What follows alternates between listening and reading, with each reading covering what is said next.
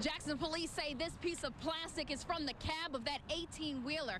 They say it started right here on Interstate 20. Take a look at how massive it is. Watch this. The controversy is over the talent portion of the competition. You see, while Miss Mississippi sang, Miss New York used a plastic red cup. Some say it's not adding up. A jackknife accident in Jackson. The driver of this big rig lost control on a patch of black ice. Jackson police say this piece of plastic is from the cab of that 18-wheeler. They say it started right here on Interstate 20 when that big rig driver hit a patch of ice. It forced him into the median. You can see these deep ridges in the grass. They say the 18-wheeler driver even rammed into this guardrail before landing in this jackknife position. I felt pretty safe. I didn't feel like I was gonna die or anything like that. But I did feel like a lot of what I'm trying to do with my life and, you know, my goals is kind of going in the opposite direction of where I'm trying to push it. So did the truck. Basically. Now that was only the first 18-wheeler. Jackson police say a second big rig hit that same ice patch and ended up hitting another vehicle on the roadway. MDOT says that bridge is on their list of areas that need traction control. Crews are working overtime Tuesday night to get every icy bridge covered. In Jackson, Tammy, Estwick, 16, WAPT News. Imagine this, a water bill for one house in one pay period, $1,700. Another family brought us a bill for $6,000. My husband opened it up and went into shock, and then he showed it to me, and I went into shock. The WAPT employee with this bill told us he knew water rates are supposed to go up, but from $200 to $1,700 seemed a little drastic. The question we have basically is, who's accountable for this bill? Ultimately, the city will be accountable for the bill. It's just a drop in the bucket. How much is your bill usually? About 90. This month, Shamika Hearn's bill is over 100. She blames a leak at her house on Casablanca Drive. She says city water is flooding her yard and driving up her bill. My meter is leaking, and they said they were going to send someone out because they said it could be the new meters that they installed. That family with the $6,000 bill didn't want to be on camera, but they did know one thing had changed. Then I remembered they had changed out the old meter, and I immediately knew it had to be a mistake. As you know, with the Siemens contract, it's a work in progress. And so, we're concerned that residents are getting bills like this. In June, a company called Siemens started updating old water meters for a digital upgrade. They'll tighten these up to secure a no-drip situation, no leaks. And then they'll turn the water back on. Back then, the mayor talked about how the project should make things more efficient. We know that in several places that there are breaks that are under the ground that we can't readily identify, but we do know that we lose that water. But this gives us an ability to be able to measure and monitor specifically at our homes to see what's going on with that water. The city has been passing out pamphlets that claim as meters get older, they may not measure all of the water you use every month. That's why earlier this year they warned that some people could see higher bills with the newer and supposedly more accurate meters. But from $200 to $1,700, the city admits something went wrong. We found out through the city that the man with that $1,700 bill has an old meter on the house. After an investigation, we determined that it was caused by a glitch.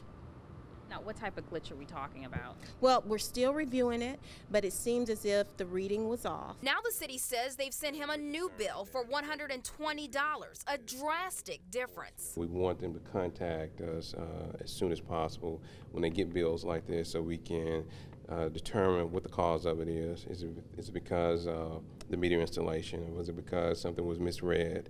And as soon as they can notify us, then we can find a corrective solution to it. Contractors are still working to replace almost 65,000 meters across the city, while Jackson continues to fight to fix its water woes. We've shown you where that problem started before, aging water pipes that have been in the ground for 8 decades. They've been ruptured and shaken by Yazoo clay, and they've been cracking and leaking for years. Now that battle to fix an aging infrastructure is continuing to cost customers. In Jackson, Tammy Estwick, 16, WAPT News. Neighbors along Pocahontas Drive say last night around 12:30, as the thunder and lightning were crackling through the sky, this huge tree fell over in one neighbor's yard. You can see how massive this root system is, and take a look at this huge hole that it's left behind. But the real damage on this property is actually on the other side of the tree. Take a look at how massive it is. Watch this. It takes almost my entire body up on one side. And then as you look a little bit further in, you can see where the tree is actually slammed up against this roof. We talked to neighbors about all the damage.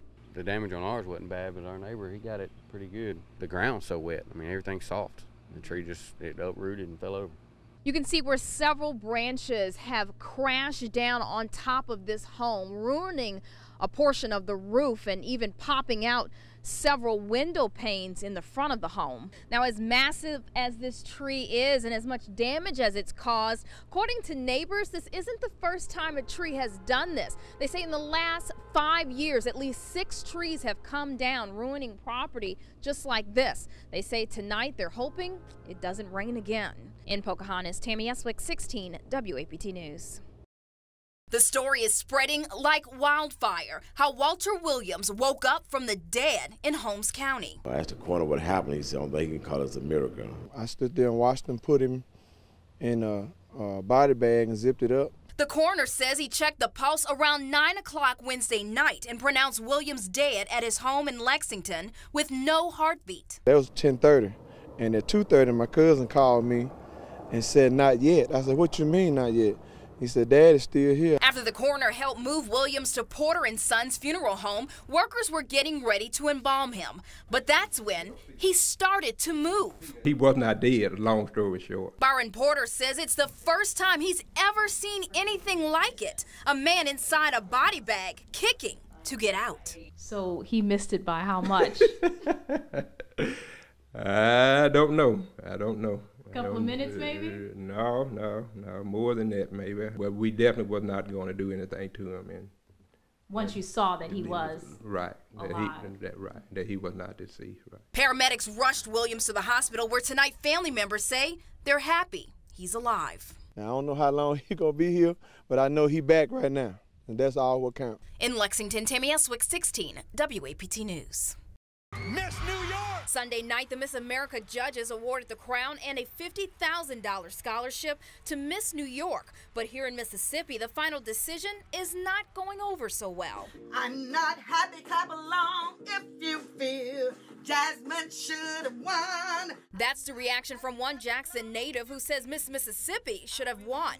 Hands down. The controversy is over the talent portion of the competition. You see, while Miss Mississippi sang, Miss New York used a plastic red cup. Some say it's not adding up. Take a look for yourself, Jasmine Murray's performance. I get a feeling that I never had before. And then Miss New York's performance.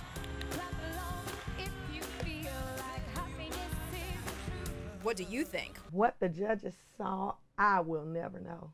And just reading the other people's comments, nobody else knew either. After Miss Mississippi missed out on the crown, Jan joined thousands of supporters who started to vent on social media. This tweet from a Clarion Ledger reporter also went viral and went on to USA Today. We called the Miss America organization for a comment. They had not gotten back to us by news time Monday.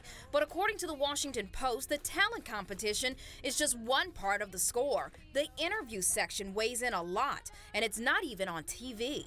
Back in Jackson, Jan says she still thinks Murray should have won. The girls work so hard on their talents, and to have someone sitting there, you know, not. So, congratulations, Miss New York. I'm still not happy. In Jackson, Tammy Estwick, 16 WAPT News.